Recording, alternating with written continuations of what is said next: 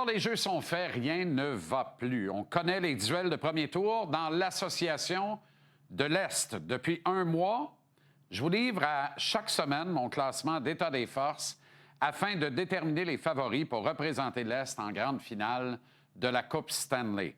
On a fait le ménage, il en reste 8.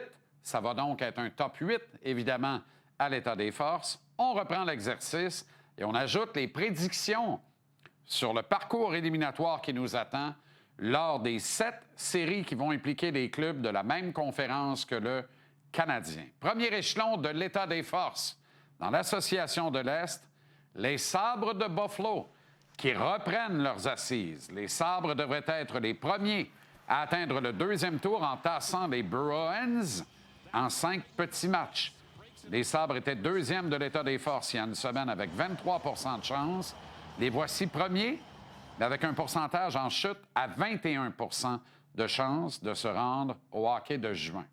Au deuxième échelon, les Sénateurs d'Ottawa, vous avez bien vu, qui ont été franchement impressionnants lors du push de fin de campagne. Cette équipe a vaincu toute adversité au long de la saison. Elle ne connaît plus la peur. Elle est affamée.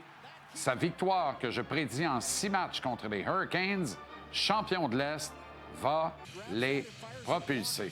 Les Sénateurs étaient 10e de l'état des forces depuis 2 semaines, mais le principe de battre Caroline en partant leur accorde le privilège du deuxième rang à 18 %. Au troisième échelon se retrouve le Canadien. Fin de saison hasardeuse. Plusieurs questions quant aux blessures, mais je me dois d'être fidèle à mes prédictions d'octobre dernier. Si possible en 9, mais comme le règlement ne le permet pas, Montréal aura besoin du 7e et ultime match pour venir à bout de Tampa. Les hommes de Martin Saint-Louis glissent au pourcentage à 17 %, mais se maintiennent dans les chances néanmoins. Les Oranges, les Flyers de Philadelphie pointent au 4e échelon de l'état des forces. Ce sera toute une bataille contre les surprenants Pingouins, mais les Oranges ont un vent de dos. Ils sont meilleurs devant le filet et vont gagner en 7 la bataille de la Pennsylvanie. Ils reçoivent 16 % de chance de représenter l'Est à la Coupe Stanley. Qui aurait dit ça il y a tout juste un mois? Au 5e échelon, mon perdant avec le plus haut potentiel de renverser la prédiction du premier tour, le Lightning de Tampa Bay. Les Bolts, s'ils parviennent à se sortir du piège Montréal, risquent fort d'être impossibles à arrêter par la suite. Je leur accorde 15 % de chance de jouer en finale, malgré la défaite que je leur prédis au premier tour. C'est seulement 1 % de moins que les Flyers et 2 % de moins que le Canadien. Au 6e échelon, on retrouve les Hurricanes de la Caroline. Eux aussi face à un piège abominable, soit celui des Sénateurs d'Ottawa. S'ils survivent à cette première étape, ils seront attendris et diminués pour la suite. Les Sénateurs jouent gros, frappent fort et ramollissent tout adversaire sur leur passage. Ils sont 6e mais ne reçoivent que 7 % de chance de jouer la finale. Au 7e échelon, les Pingouins de Pittsburgh, increvables depuis le début de la campagne. La bande de Sidney Crosby a raison d'y croire, mais la conjoncture qui les a favorisés lors des 82 matchs réguliers va leur faire faux bond dans ce gros tournoi contre les Flyers en partant, qui plus est. C'est malheureux, mais comment donner plus de 4 % de chance aux vieux manchots de combattre en santé et victorieux pendant 3 éreintantes séries éliminatoires, qui plus est les gagner? Enfin, les Bruins de Boston ferment la marche avec un maigrichon 2 % de chance de soulever le trophée en juin ou encore même de s'y rendre.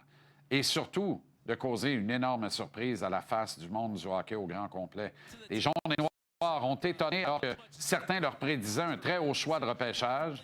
Les voici en série contre toute attente. Ils auraient eu de meilleures chances contre une équipe moins costaude, moins robuste. Hélas, ils se mesurent aux désormais puissants Sabres de Buffalo en partant. Ils vont être en vacances de bonne heure, mais pourront quand même dire mission accomplie. En résumé, Buffalo est l'ennemi à abattre dans l'Est. Les Sénateurs et les Flyers vont vendre chèrement leur peau en éliminatoire. Le Canadien n'a plus ce formidable vent de dos qu'il s'était procuré lors de sa série de 8 victoires de suite. La santé de certains éléments inquiète autant que la tenue en fin de campagne de Jacob Dobeš. Mais si les planètes s'alignent et tout ce que je viens de vous dire se concrétise, ça veut dire Montréal-Philadelphie au deuxième tour, Le Canadien qui gagne à l'arraché en 7. Les Sabres et les Sénateurs qui s'entretuent au deuxième tour. Les Sabres qui l'emportent en 7. Le Canadien contre Buffalo en troisième ronde. Léger avantage Montréal qui gagne à nouveau en 7 et qui atteint la grande finale contre qui sait, pourquoi pas, Tortorella et les Golden Knights de Vegas. Le Canadien demeure un groupe jeune, mais un groupe uni qui joue avec une passion, qui joue sans peur, qui ne connaît pas l'adversité parce qu'à chaque fois qu'elle arrive, il s'amuse à la surmonter. Et cette peur absente-là peut servir à soulever des montagnes. J'espère de ne pas trop me tromper. Quel printemps ça nous ferait.